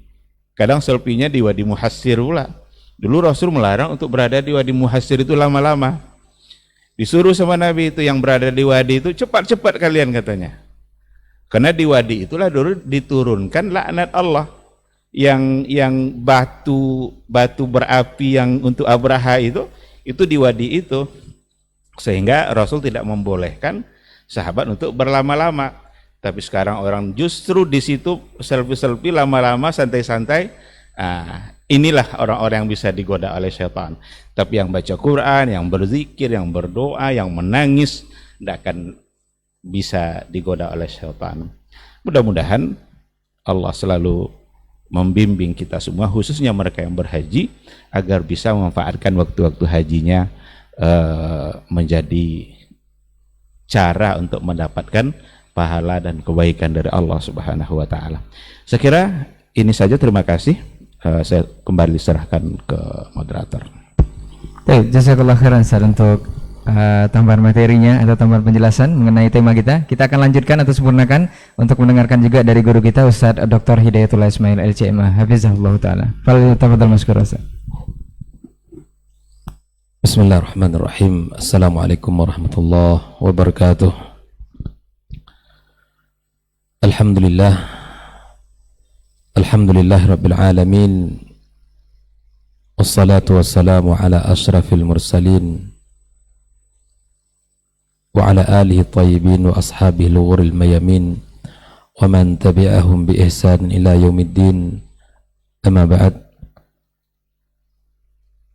Para masyayikh yang saya muliakan, guru kita Dr. Helmi Basri dan Dr. Dasman Yahya Ma'ali, Saudara Rai dan teman-teman semua yang hadir di studio,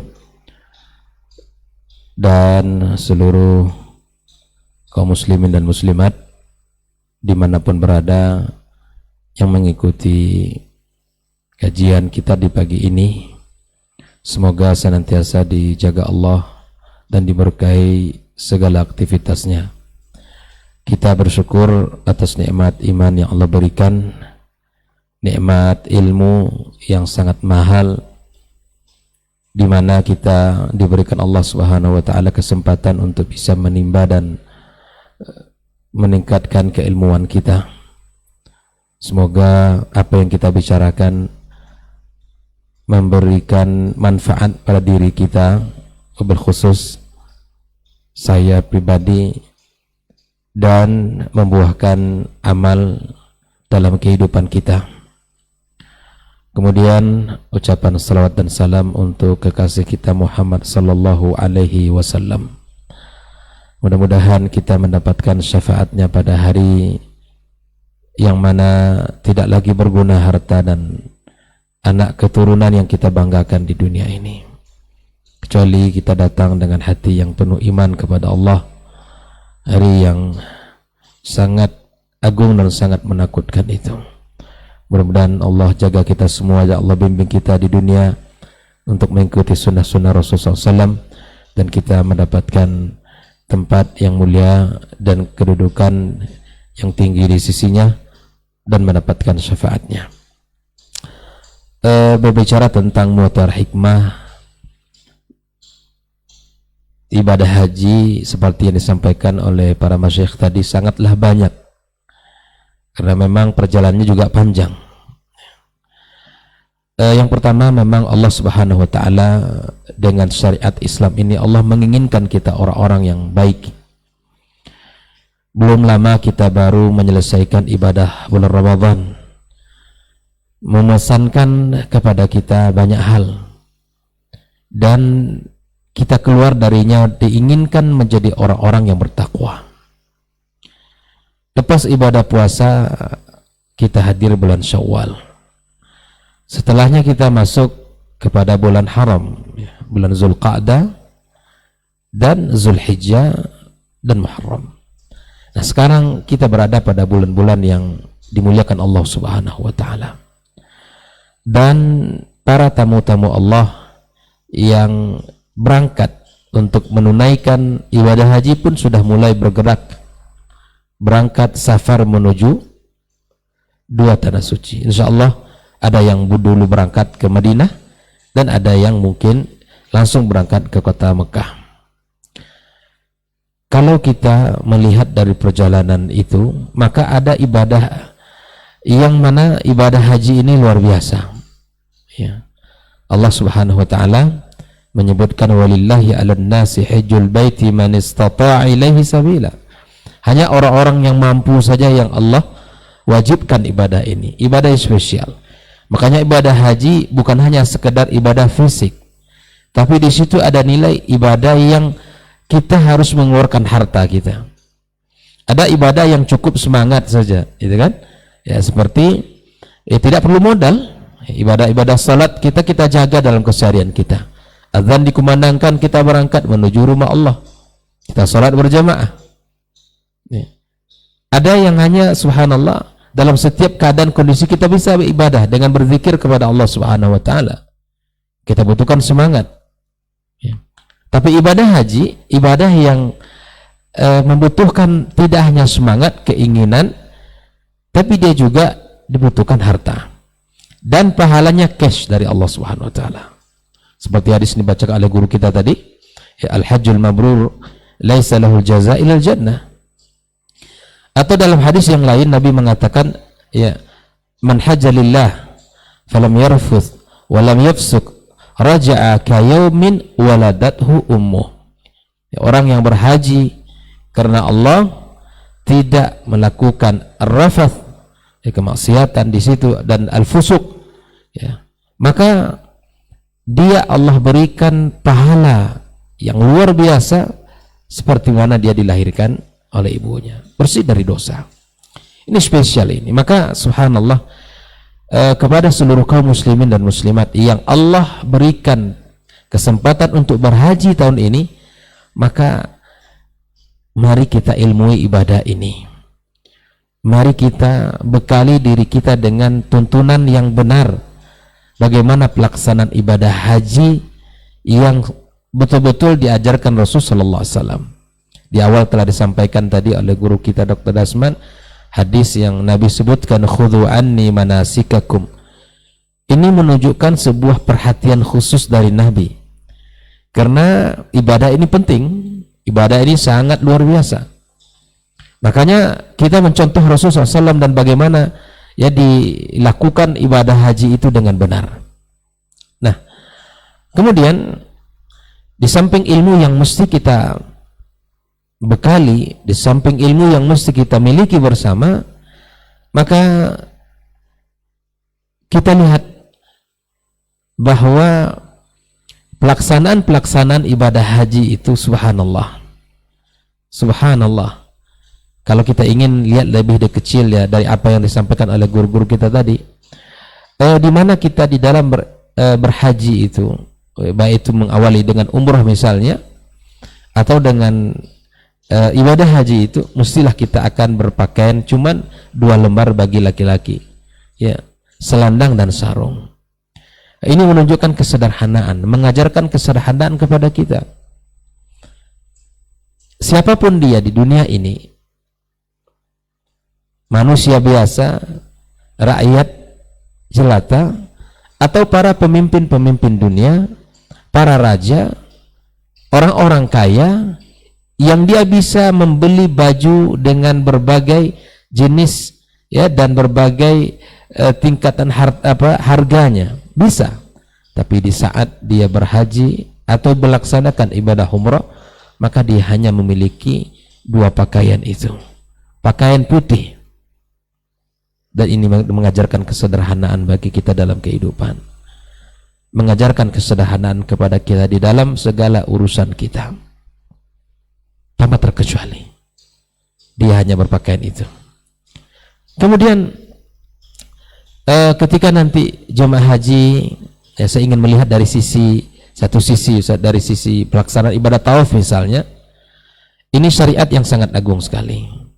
Kita akan memulai, ya, dengan mengucapkan bismillah, Allahu akbar. Kita berputar sebanyak 7 kali. Kita coba perhatikan kaum muslimin, kaum muslimat rahimakumullah. Kita mengelilingi Ka'bah yang dimuliakan, dan kita mengucapkan lafaz-lafaz yang sangat dianjurkan, memiliki ucapan tasbih, tahmid, takbir, bahkan doa-doa kita baca di saat-saat kita bertawaf itu. Tapi ada satu hal yang barangkali mesti kita jadikan renungan kita bersama dari pelaksanaan ibadah tawaf ini. Di dalam pelaksanaan ibadah tawaf itu dimulai dari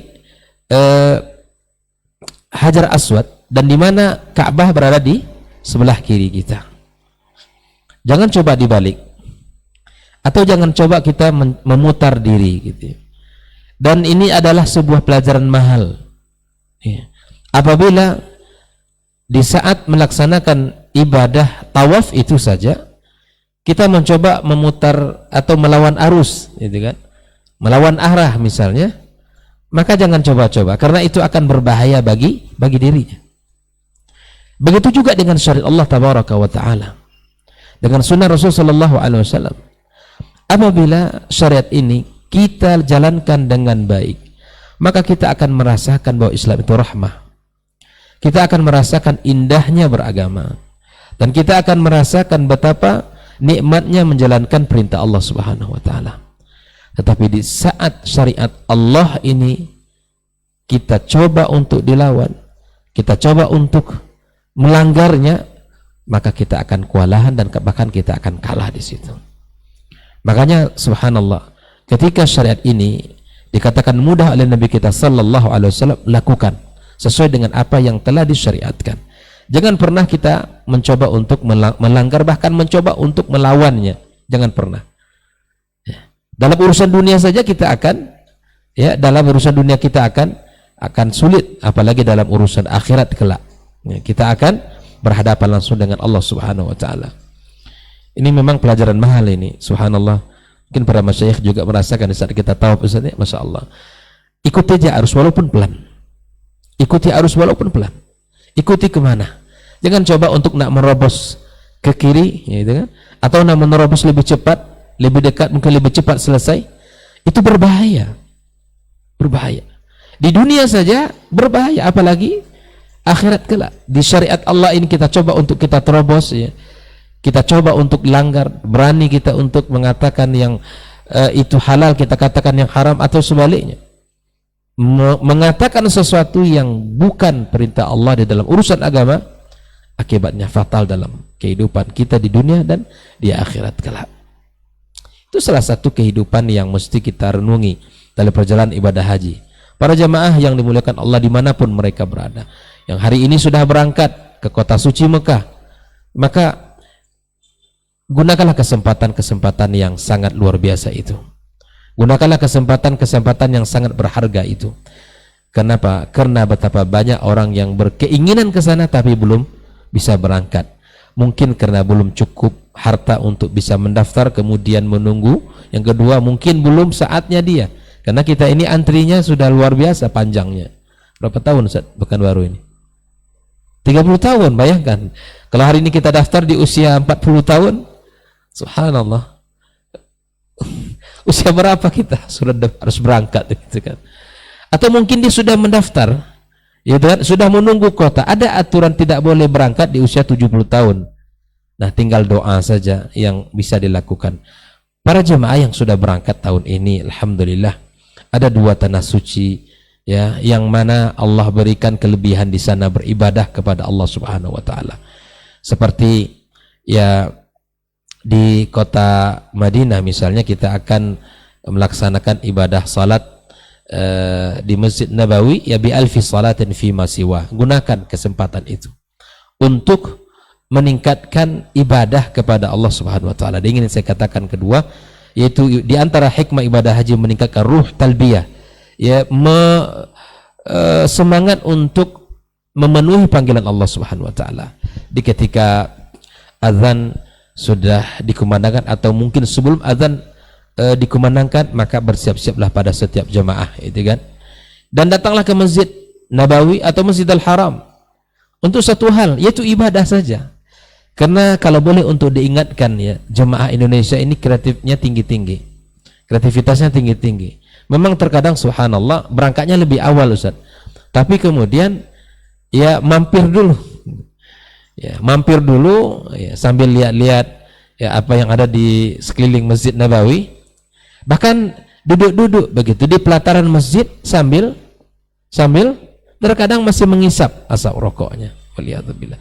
Maka subhanallah, nasihat untuk diri kami dan seluruh jemaah yang sedang berada di kota suci Mekah ataupun di Madinah nantinya, maka ataupun yang akan berangkat, gunakan kesempatan yang mahal itu untuk bisa memaksimalkan ibadah kepada Allah Subhanahu wa taala. Masuklah ke Masjid Nabawi. Bahkan subhanallah, azan dikumandangkan, ya, memilih salat di luar pelataran masjid, memilih untuk ya berjamaah di luar, padahal masjid itu masih ada sesungguhnya. Ya, terkadang inilah yang harus kita ingatkan jemaah itu. Dan alhamdulillah pemerintah Arab Saudi ya membuat bahkan memilih para pemuda-pemudanya untuk bisa menjadi pengingat ya di setiap pintu-pintu, bahkan di pelataran itu ya, ini juga masing mahasiswa juga diminta untuk ikut ya bertugas di musim haji, mengingatkan para jemaah agar bisa masuk ke masjid dan bisa menikmati ibadah di dalam salat Masjid Nabawi misalnya. Ingatlah bahwa salat di Masjid Nabawi itu 1000 kali salat jika dibandingkan dengan tempat-tempat yang lain ibadah. Maka perbanyak salat di sana, salat-salat sunnah, perbanyak baca Al-Quran, kemudian perbanyak kita melaksanakan ibadah ya selain ibadah-ibadah ya seperti kita baca Al-Quranul Karim. Nah, apalagi nanti di Mekah, apabila sudah berangkat dari Madinah, berangkat kita ke Mekah, usahakan kalau tidak terlalu membuat badan kita terlalu lelah atau mungkin badan kita terlalu capek, maka usahakan setiap salat kita di Masjidil Haram. Karena ibadah salat di situ sangat luar biasa, itu kan?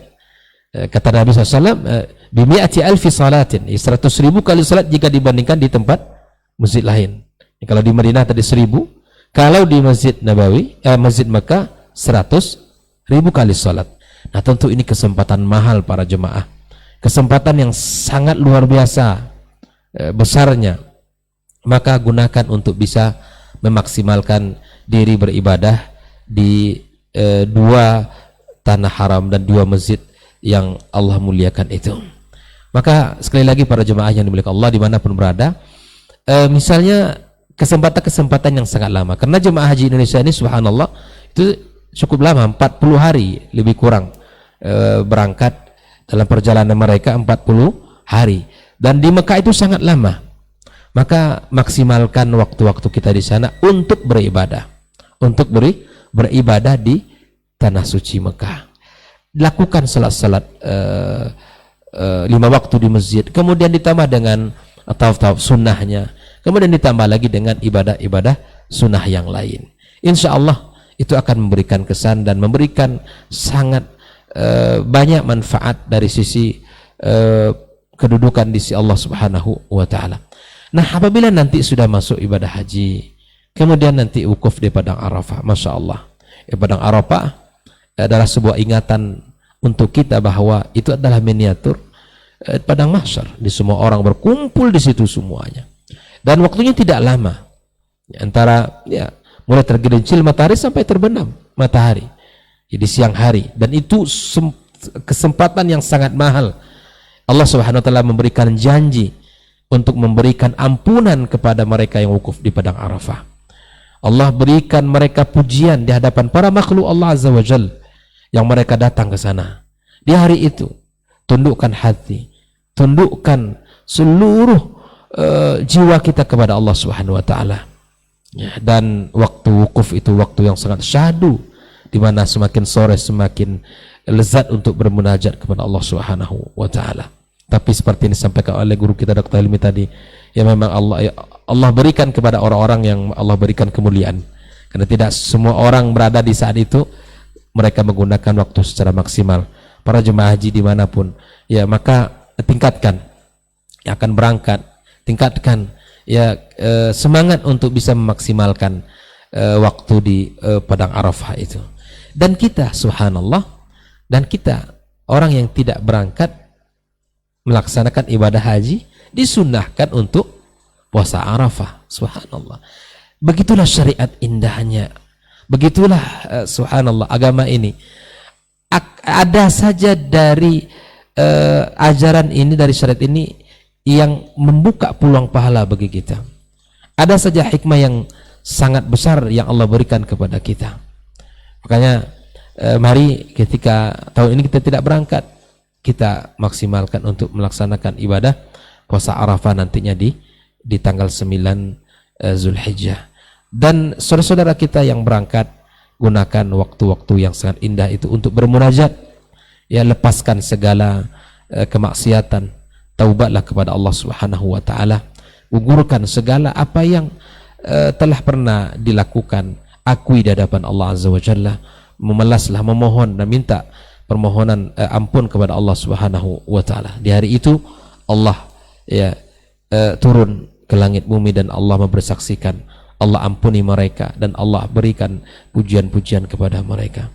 Nah, tentu masih banyak proses ibadah haji itu yang akan dilaksanakan. Belum lagi nanti mereka bersegera akan menuju Muzdalifah, kemudian di pagi hari mereka akan di tanggal 10 Zulhijjah menuju Mina, akan melontar jumrah Aqabah dan mereka akan melontar di sana. Dan kita di negeri yang mana di negeri ini kita tidak haji, kita akan melaksanakan salat Idul Adha biidznillah.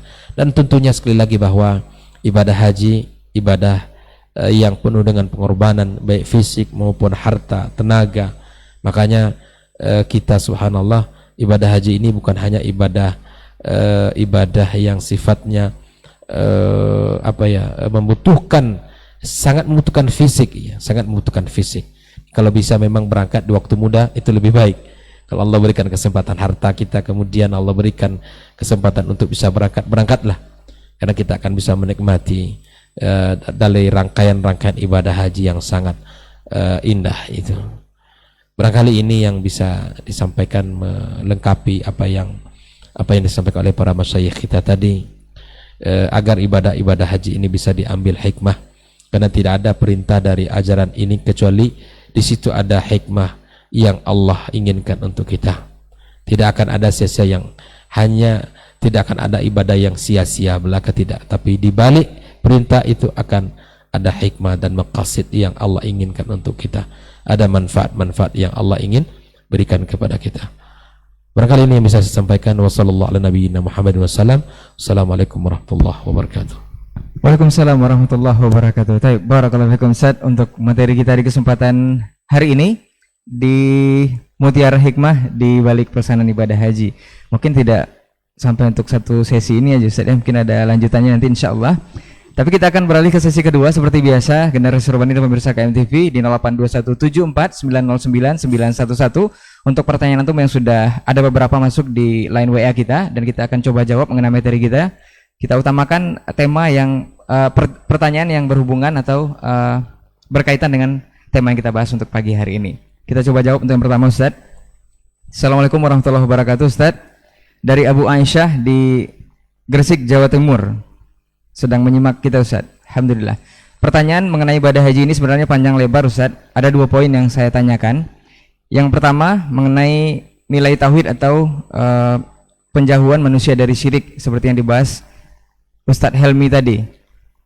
Ada yang mengatakan di Ka'bah itu ada makom Ibrahim Ustaz. Ini rancu makna. Ada yang mengatakan ini kuburan Nabi Ibrahim. Ada yang mengatakan tempat Nabi Ibrahim berpijak membangun Ka'bah.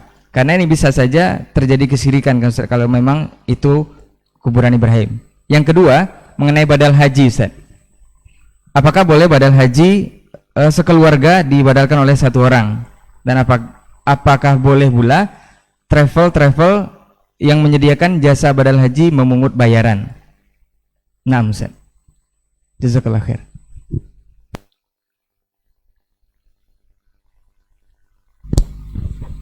Bismillahirrahmanirrahim. Alhamdulillah wassalatu wassalamu ala Rasulillah wa ala alihi wa sahbihi wa mawala.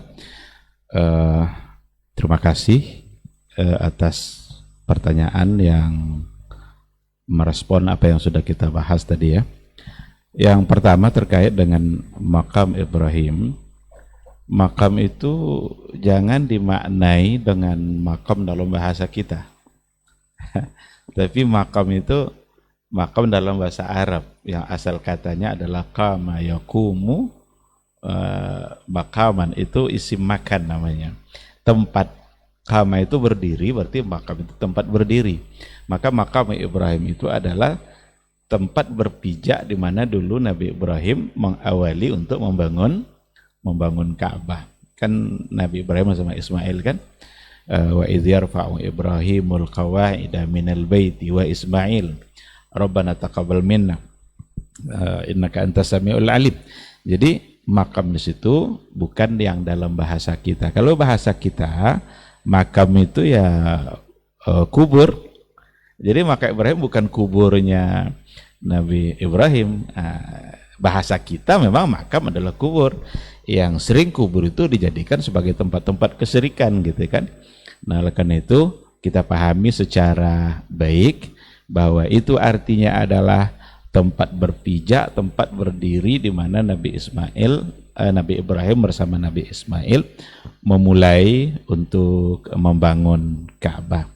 Dan itu diabadikan, maqam Ibrahim ada bekas telapak kaki Ibrahim yang itu juga kadang-kadang disalahgunakan oleh sebagian orang untuk melakukan satu kesyirikan.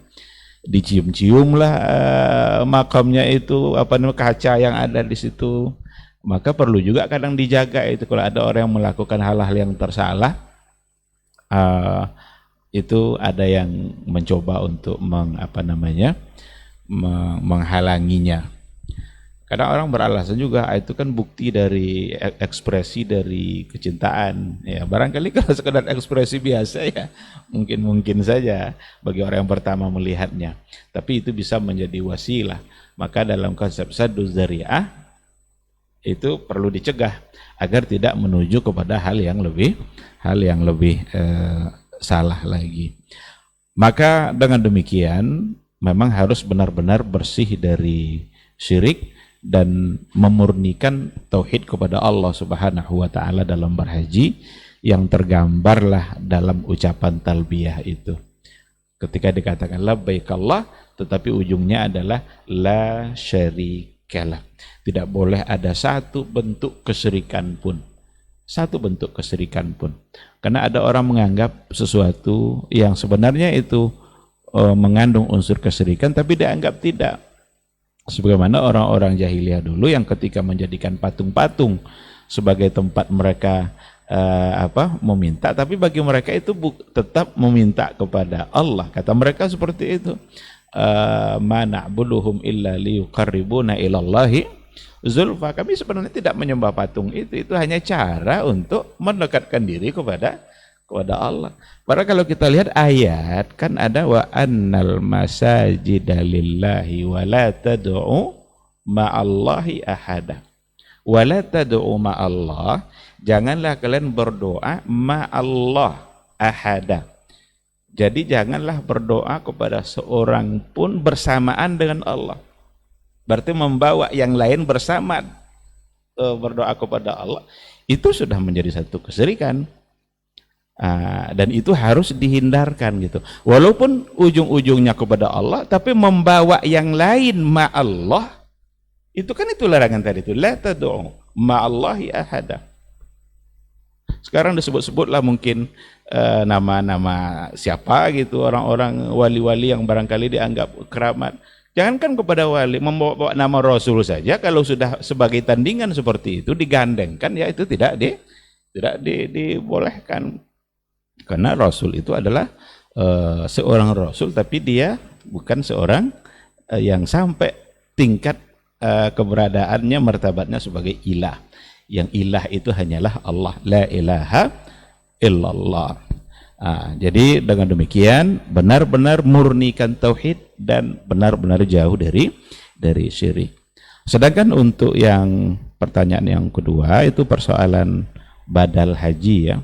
Badal haji memang itu dibahas dalam buku-buku fikih oleh para ulama dan itu dibolehkan berdasarkan kepada hadis dan riwayat yang ada. Di antaranya adalah hadis yang disebut sebagai hadis subrumah. Ada orang yang lontar jumlah bismillahi Allahu akbar li subrumah. Dengar sama Nabi, itu siapa itu subrumah itu, kata Rasul. Itu saudara saya yang saya hajikan sekarang. Lalu Rasul nanya, kamu sudah haji belum? Ternyata dia belum haji. Dan Nabi mengatakan, haji an nafsik summa haji an subrumah. Hajikan dulu diri kamu, setelah itu barulah boleh menghajikan subrumah. Awak belum haji lagi, awak hajikan pula orang lain kan? Berarti melakukan sesuatu yang kita sendiri belum melakukan. Maka secara hukum itu boleh. dengan syarat memang yang melakukan sudah berhaji duluan, dan yang dihajikan ya sudah meninggal gitu kan. Karena kalau dia masih hidup barangkali nanti ada kesempatan dia mengerjakan haji. Hendak pula semua orang yang boleh mengerjakan untuk siapa yang dia mau gitu kan. Maka syarat ini harus ada. Dan untuk diketahui, haji itu tidak boleh sekali haji untuk satu keluarga. Kalau itu yang ditanyakan tadi ya, satu kali haji lalu dikerjakan untuk satu keluarga. Hendak, satu badal haji itu hanya untuk satu orang. Nah, ini jangan tertipu nanti, kadang ada orang-orang yang tidak bertanggung jawab, ada oknum lah ya, katakanlah oknum. Nggak tahu sekarang masih ada, tapi dulu waktu kita di sana itu ada orang yang siap untuk menghajikan untuk 5 orang gitu. Kita kadang tertarik dengan tawaran yang dia minta murah. Dia murah memang, tapi kalau dikali 5 jadi mahal kan. Jadi sekali perjalanan hajinya itu untuk 5 orang, untuk lebih dari 1 orang itu tidak dibolehkan. Jadi hanya untuk 1 saja. Dan secara hukum fikih berdasarkan kepada hadis tadi, para ulama mengatakan itu dibolehkan. Sekira itu, mudah-mudahan guru-guru kita bisa menambahnya. Wallahu a'lam. Jazakallah khair Ustaz. Ustaz ada tambahan? Nah. Baik. Ya, untuk bayaran seperti apa Ustaz? Pertanyaan terakhir. Menerima bayaran, nah.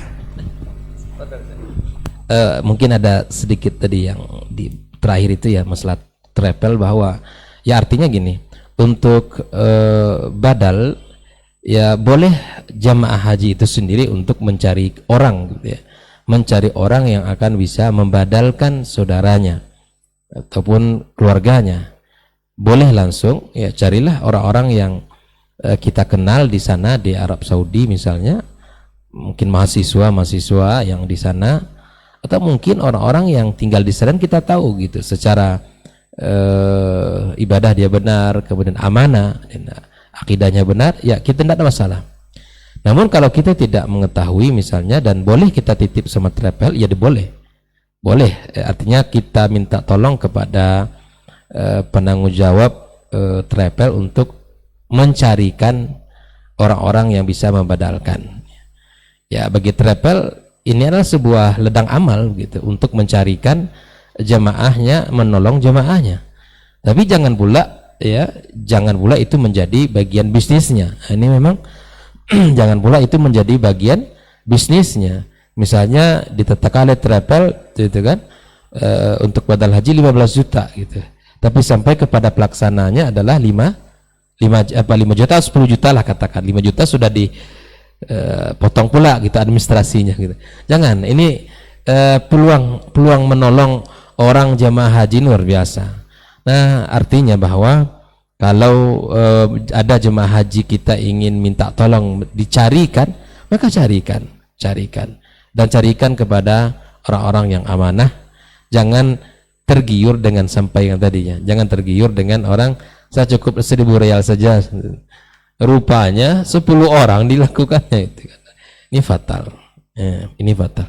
Maka nasihat untuk para pelaksana travel, para pemilik travel, bantulah jemaah-jemaah kita yang ingin dicarikan orang-orang yang akan membadalkan haji keluarga mereka, dan bayarkanlah sesuai dengan apa yang telah disepakati oleh mereka. Agar menghilangkan zon kepada kita, ya suruh mereka transaksi, pertemukan orang yang meminta dengan orang yang akan melaksanakan, pertemukan, biarkan mereka sepakat berapa yang akan dibayar. Wallahu ta'ala alam. Nah, Ustaz. Bismillah wassalatu wassalamu ala Rasulillah wa ala alihi wa sahbihi wa ba'du.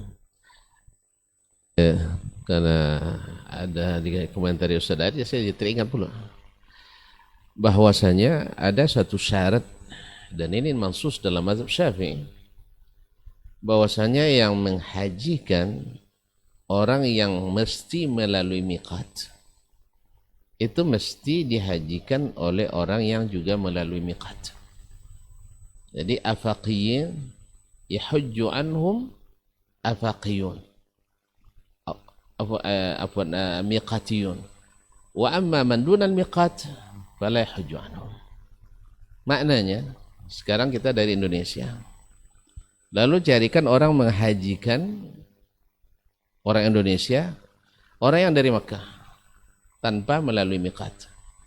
Maka ini tidak memenuhi syarat. Kadang-kadang sebagian jemaah karena ingin murah meriah.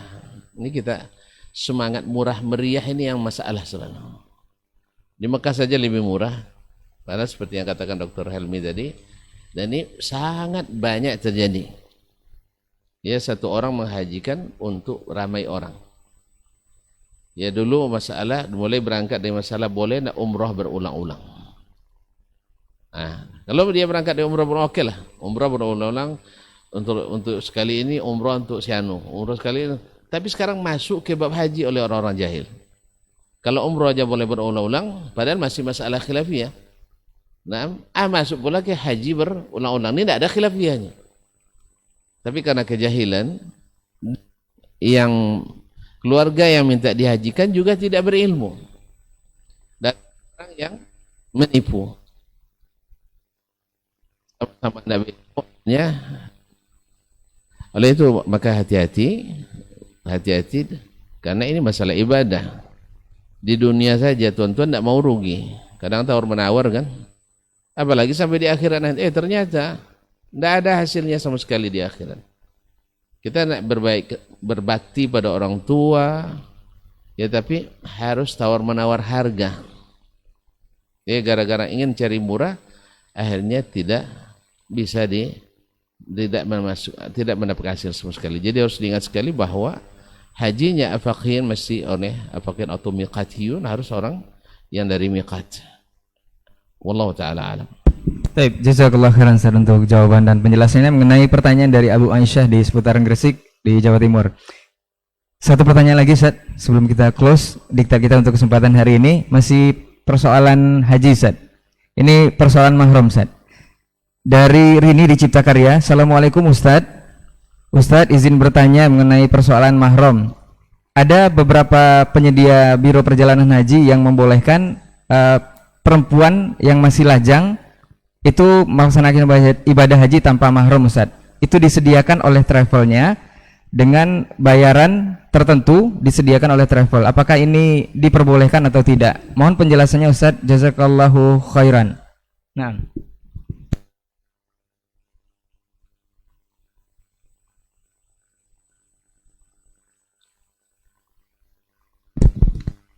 Orang kita ini memang sangat kreatif. Ya, mahram bisa saja diadministrasikan. Ini namanya mahram administrasi. Sesungguhnya aturan mahram itu dibuat, itu bukan administrasi. Itu aturan syar'i. Bahwasanya seorang wanita tidak dibenarkan musafir sehari semalam jarak sehari semalam.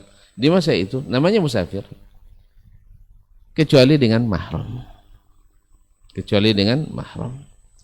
Ini pendapat ghalibul ulama, jamaahirul ulama. Ada mukhalif tapi khilafun yani la yu'tabar.